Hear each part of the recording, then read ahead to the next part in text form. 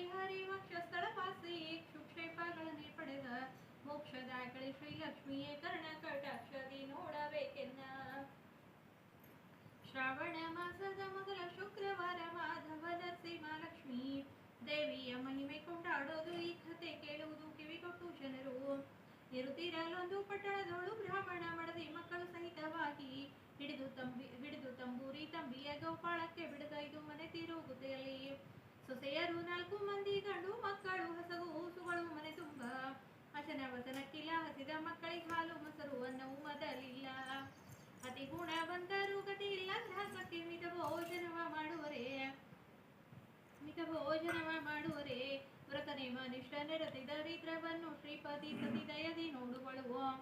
ಒಂದು ದಿನ ಬಂದ ಮಂದಿರದಲ್ಲಿ ಚಂದದ ಸುಣ್ಣ ಸಾರಣೆಯು ರಂಗವಲ್ಲಿಯ ಚಿತ್ರ ಬಣ್ಣ ಕಾರಣ ಮಾಡಿ ಮುಂದೆ ತೋರಣ ಕಟ್ಟುತ್ತಿಹರು. ಮನೆ ಮನೆಯಲ್ಲಿ ಮಹಾಲಕ್ಷ್ಮೀ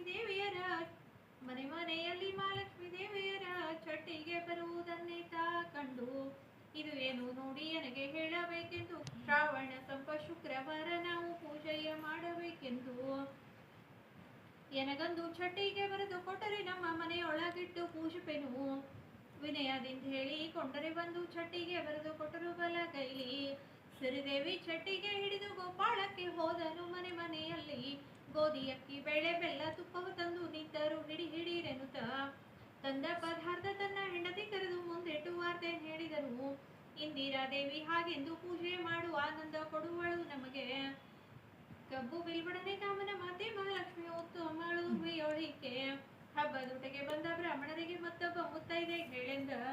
ಮಂದಿರಕ್ಕೆ ಹೇಳಿ ಮುತ್ತೈದೆಗೆ ಹಿಗ್ಗಿದಳಂದತ್ತೆ ಮಾವನ ಮುಂದರು ಹಿದಳು.